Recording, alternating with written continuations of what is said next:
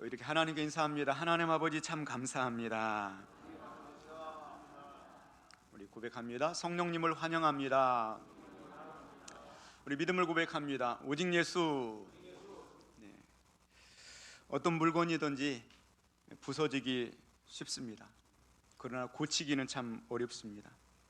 어렸을 때 장난감들 얼마나 잘 고장 납니까? 또 기계들, 또 여러 가지 여러분이 소중히 여기는 것들, 물건뿐만이 아니라 사람의 어떤 삶도 마찬가지죠. 그래서 인생을 살다 보면은 연식이 오래 들수록 이제 한두 군데 고장이 납니다. 병원에 들러서 고치고 또 치료받고 또 몇 년 살고, 그러다가 이 삶이 반복되면 이제는 더 이상 고칠 수 없는 상태가 돼서 그냥 살다 가세요, 이런 소리를 듣게 되죠. 우리가 세상에서 많은 것들을 잃게 됩니다. 명예도 한번 잃게 되면은 참 순간인데 회복하기는 쉽지가 않죠. 오늘 본문의 말씀 보면은 무너진 한 인생이 등장합니다. 그는 바로 이 귀에 있어서 청력을 상실하고 또 언어의 기능을 상실을 했습니다. 귀가 들리지 않고 말을 하지 못하면 사람과 소통하는데 한계가 있습니다. 나는 분명히 이 생각을 가지고 말을 하고 싶은데 그 상대방에게 나의 생각을 전달할 수가 없습니다. 애를 써서 오랜 시간에 걸려서 정성을 다해서 겨우 한 단어, 한 의미를 전달할 뿐입니다. 얼마나 답답할까요? 그가 사는 지역은 데가폴리 지역으로 나옵니다. 데카, 여리고, 폴리스, 그래 도시, 로마의 어떤 신도시 지역, 갈릴리 바다 건너쪽 이방인 지역이 되겠습니다. 예수님께서는 이 무너지고 망가진 인생을 만지사 고쳐주시려고 그 지역으로 행보를 하셨습니다. 예수님의 모든 걸음걸음에는 다 계획이 있고 뜻이 있는 것이죠. 요한복음 4장 말씀에서 보면은 수가성에 그 한 여인을 만나고자 일부러 내가 사마리아로 통행해야 하겠는지라 말씀하셨습니다.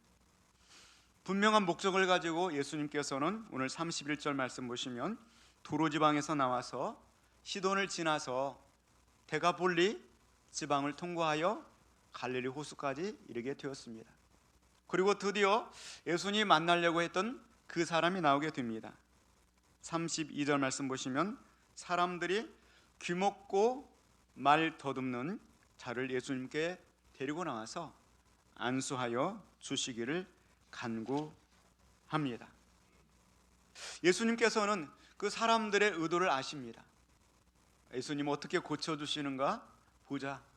또 재미난 구경거리가 났다. 사람들이 몰려듭니다. 그러나 오늘 33절 말씀 보시면 그 사람을 따로 데리고 무리를 떠나서 손가락을 그의 양귀에 넣고 침을 뱉어 그의 혀에 손을 내시며 이렇게 말씀하고 있습니다. 저 같으면은요, 여러분 모이세요. 정확하게 10분 뒤에 기적이 일어나게 될 것입니다. 그러면서 사람들을 모아놓고 그 앞에서 기적을 보여주실 수도 있을 것입니다. 그러나 주님은 그 방법을 선택하지 않으시고 그 사람을 무리들로부터 따로 떼어서 1대1의 인격적이고 친구 같은 관계성 속에서 그 사람을 치유해 주시기를 원하셨던 것입니다. 그를 치유하는 방법에도 보면은요, 무리를 떠나서 손가락을 그의 양귀에 넣으시고 이렇게 말씀하고 있습니다. 청진기가 생각나요. 손가락을 그의 양귀에 넣으시고, 그리고 침을 뱉어서 그의 혀에 손을 대시며 이렇게 말씀합니다. 어떻게 보면 참 좀 비위생적으로 보이기도 해요. 손가락을 귀에 넣었어요. 꺼냈으면 손을 씻으셨을까? 그리고 침을 뱉어서 그 손을, 귀에 들어간 손인데 또 혀에다 대시고 치료하시는 장면. 왜 이렇게 치료하셨을까? 그런데 그 사람의 입장에서 살펴보니까 예수님께서 어떤 말씀을 하셔도 알아듣지 못해요. 그래서 예수님께서는 그의 아픈 귀 위에 손을 대신 것 같아요. 그래서 그 예수님의 그 손가락의 온기가 귀에 느껴지는 그 순간에 예수님의 깊은 관심과 그 사랑이 이 사람에게 전달되었을 것 같습니다. 그리고 침을 뱉어서 그 손에서 그 혀로 그 아픈 부위를 전부 다 타치하셨다는 거예요. 주님의 능력의 손이 타치하셨다는 거예요. 그래서 그 사람으로 하여금 느끼도록, 그 주님의 온정과 그 사랑을 느끼도록 그렇게 하셨던 것입니다. 오늘 예배의 시간에 나온 여러분들, 우리들도 다 망가진 부분들이 있을 거예요. 육신의 여러 가지 부분들이 망가져 있습니다. 그리고 때로는 남들이 알지 못하는 마음이 망가진 부분들도 있을 것입니다. 여러분의 생각이 틀어지고 계획이 틀어진 속상한 일들을 가지고 나와 있을 수도 있을 것입니다. 근데 주님은 우리의 그 망가진 그 부분들을 정확하게 아시고 그 부분에, 그 귀에, 그의 혀에, 그리고 여러분이 가지고 있는 그 문제 위에 정확하게 진단하시고 주님은 손을 얹으시사 그 부분들을 치료하시고 회복시켜 주시기를 원하시는 줄로 믿습니다. 오늘 주님이 치료하시면서 34절 말씀 보시면 하늘을 우러러 탄식하시며 이렇게 말씀하고 있습니다. 주님은 하늘을 우러러 바라보셨습니다. 왜 하늘을 우러러 바라보셨을까요? 그 하늘은 바로 하나님의 보좌가 있는 곳입니다. 하늘을 우러러 바라보신 이 내용은 바로 주님은 기도하셨다는 것이죠. 주님이 육신 안에서 인생을 살아가면서 늘 매일 첫 시간에 하늘을 우러러 보셨습니다. 모든 능력을 행하시기 전에 주님이 가장 먼저 한 것은 바로 하늘을 우러러 본 것입니다. 주님은 언제나 기도를 최우선시했고 그리고 하늘을 우러러 보는 것을 최우선시 하시는 삶을 살았습니다. 아무리 바빠도 주님은 하늘을 우러러 보셨습니다. 심지어는 주님은 십자가를 지시기 바로 전날 밤에도 겟세마네 동산에서 땀방울이 핏방울이 되도록 주님과의 그 하늘에 계시는 하나님과의 소통을 멈추지 않으셨고요. 주님 마지막 십자가에 달리신 그 십자가상 위에서도 하늘 보좌에 앉으신 그 주님과의 소통을, 그 하나님과의 소통을 멈추지 않으셨던 것입니다. 예수님 인생을 살아가면서 정말 하늘을 우러러 보는 삶이 그의 모든 삶의 결정체였던 것입니다. 아무리 다급하고 아무리 중요한 일이 있어도 그것보다 더 중요하고 그것보다 더 우선한 일은 없었던 것입니다. 하늘이 더 중요하고 이 땅의 모든 일은 다 하늘에서 결정되기 때문인 줄로 믿습니다. 우리의 좀 기도 시간을 늘려야 하지 않을까요? 하늘이 열리면 땅이 열리게 될 터인데 하나님이신 주님도 하늘을 우러 보시고 그리고 망가진 인생의 문제를 해결하기 원하셨는데 오늘 이 시간에 우리 삶을 돌이켜보면서 하늘 보좌에 계신 그 주님을 바라보는 시간이 될 수 있기를 주님의 이름으로 축원을 드립니다. 모든 것은 다 하늘에 계신 하나님께 달려 있습니다. 우리는 과연 한 주간 어디를 보며 살았습니까? 바쁠수록 더 땅을 많이 봐요. 저도 한 주간 땅을 많이 보고 살았네요. 텃밭 일구고 또 뭐 이 잡초들 보고 살았네요. 우리들 교회 근데 얼마나 아름답습니까? 그렇잖아요. 사방에 다 꽃들이 피어 있고 초록으로 물들어져 있고 정말 이렇게 아름다운 교회가 있을까 싶어요. 저만 그런지 모르겠습니다. 너무 좋아요. 이 환경이 하나님 너무 기쁘게 받으실 것 같아요. 꽃들이 방긋방긋 웃으면서 주님을 찬양하는 것이 느껴집니다. 이곳에 나와 있는 우리들도 하늘을 우러러보면서 주님을 찬양하고 주님을 바라보는 우리가 될 수 있기를 바랍니다. 가장 오늘 본문의 말씀의 핵심은 하늘을 우러러 바라봐야 된다는 거예요. 우리 망가진 우리 인생의 어떤 그 문제성 속에서도 하늘을 우러러 바라볼 수 있는 우리가 될 수 있기를 주님의 이름으로 축원을 드립니다. 주님은 하늘만을 바라보시지 않으셨어요. 오늘 본문의 말씀 보시면 탄식하시며 이렇게 말씀하고 있습니다. 하늘만을 바라보신 것이 아니라 주님은 우리들의 문제를 바라보셨어요. 이 귀먹고 어눌한, 이 혀가 어눌한 이 사람의 문제를 바라보시며 그 문제에 깊이 빠져드셨어요. 주님은 하늘에서 이 땅에 오신 분이에요. 하늘에서 우리의 문제를 해결하려고 오셨어요.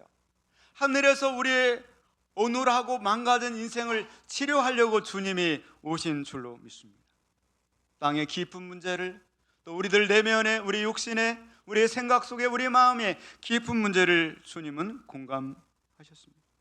주님이 영혼 없이 그냥 치료만 행하시는 주님이 아니라 우리 영혼을 가지고 공감하시면서 때로는 주님 울기도 하셨습니다.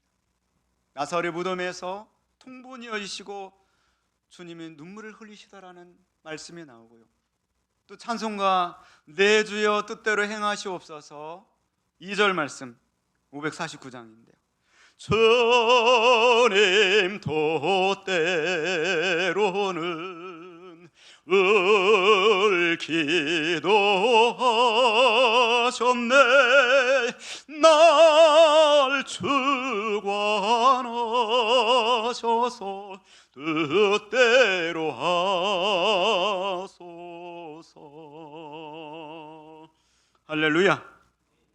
우리들에게 어떤 문제가 있든지 어떤 아픔이 있든지 정확하게 그 문제를 아시고 하늘을 우러러 보실 뿐만 아니라 그 문제에 깊이 통감하시고 함께 하시는 주님이 되시는 줄로 믿습니다.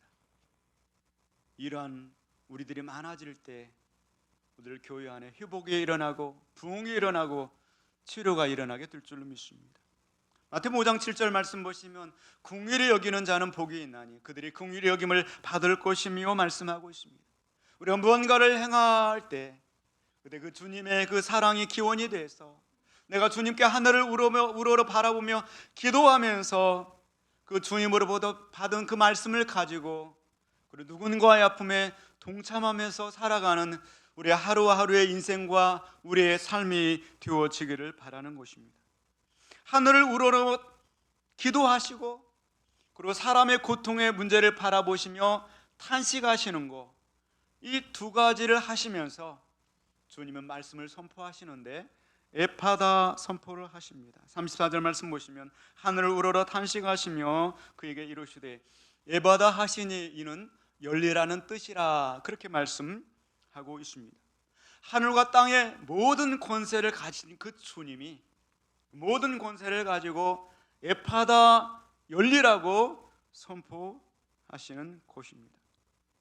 이 사람은 귀가 다치고 또 혀가 다쳐서 그의 많은 인간관계와 그의 인생이 다 갇혀져 있고 또 그의 모든 인생들이 다 결박되어 있는 그러한 인생을 살았던 곳입니다. 35절 말씀에 그의 귀가 열리고 혀가 맺힌 것이 곧 풀려 말이 분명하여졌더라 말씀하고 있습니다. 이 사람 무엇 때문에 이렇게 꽉 막혀버린 인생을 살아되었을까요? 바로 사단의 역사이고 또 죄의 결과일 것입니다. 여기 혀가 맺힌 것이 곧 풀려 말이 분명하여졌더라. 귀가 열리고 혀가 맺힌 것이 곧 풀려 말이 분명하여졌더라.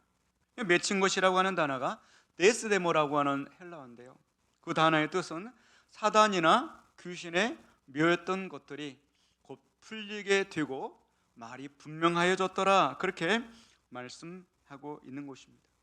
운명처럼 나는 이렇게 살 수밖에 없어 살았었는데 그 주님께서 에바다 명령하시니 그의 인생 속에 결박하고 역사했던 모든 문제들이 해결되어지고 풀려지게 된 줄로 믿습니다.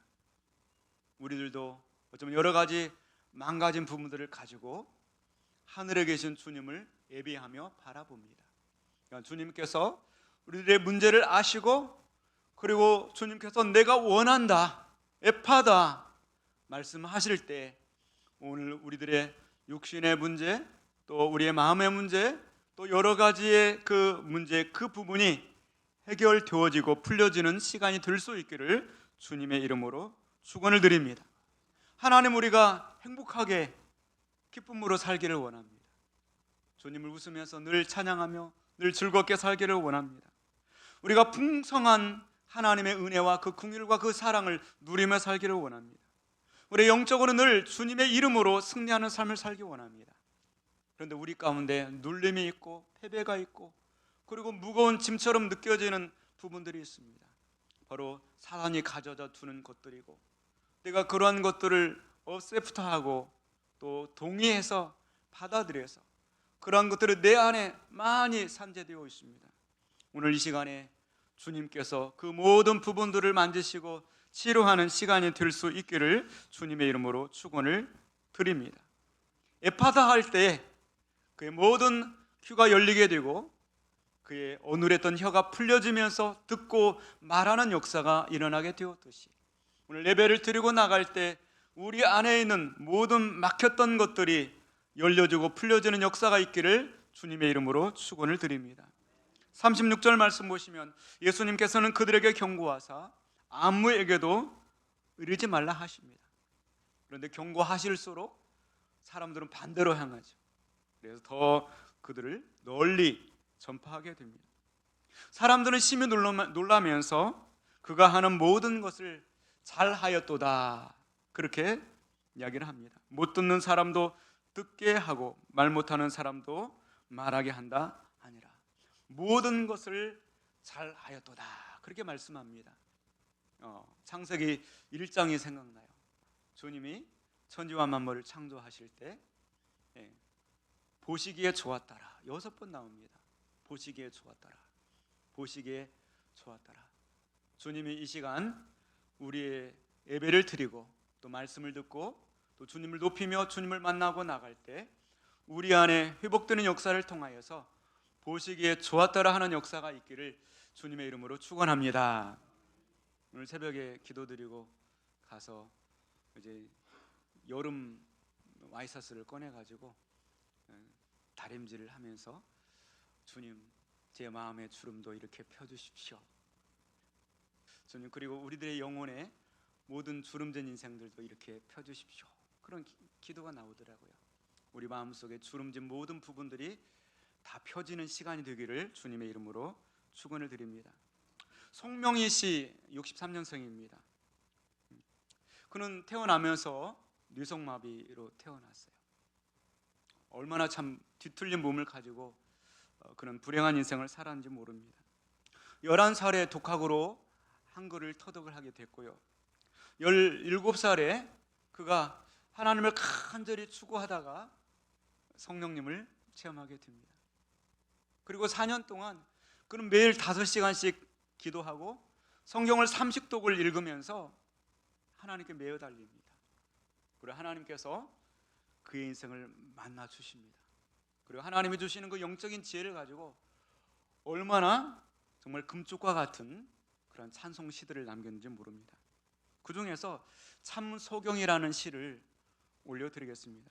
거기 내용 보면은 참소경이 누구인가, 주찬양 1집에 나와 있는 찬양입니다. 세상을 못 보는 사람인가, 참소경이 누구인가, 세상을 못 보는 사람인가, 아니라 주님을 못 보는 사람이 아닌가. 안진뱅이 누구인가, 이 땅을 못 걷는 사람인가, 안진뱅이 누구인가, 이 땅을 못 걷는 사람인가, 아니라 주님께 못 가는 사람이 아닌가. 벙어리가 누구인가, 유창이 말 못하는 사람인가, 벙어리가 누구인가, 유창이 말 못하는 사람인가, 아니라 기도를 못하는 사람 아닌가. 이 시를 보면서 내가 정말 2다리를 가지고 주님께 못 가고 또 기도를 제대로 하지 못하고 또 귀가 제대로 열려있지 못한 소경이고 또 벙어리이고 말 못하는 사람이 아닐까, 그런 생각을 해보게 됩니다. 요즘 구약 이사야서 강의를 새벽마다 하고 있는데요, 하나님이 정말 간절하게 애타게 제발 제발 하면서 바라고 원하는 그것이 뭐냐면 바로 하나님께 소망을 두고 하나님을 찾으라는 것입니다. 모든 것은 하나님께 달려 있습니다.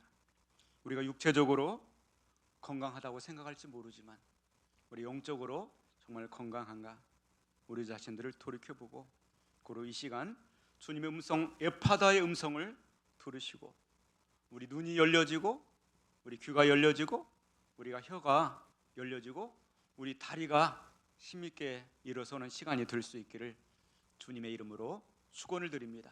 우리 다 함께 자리에서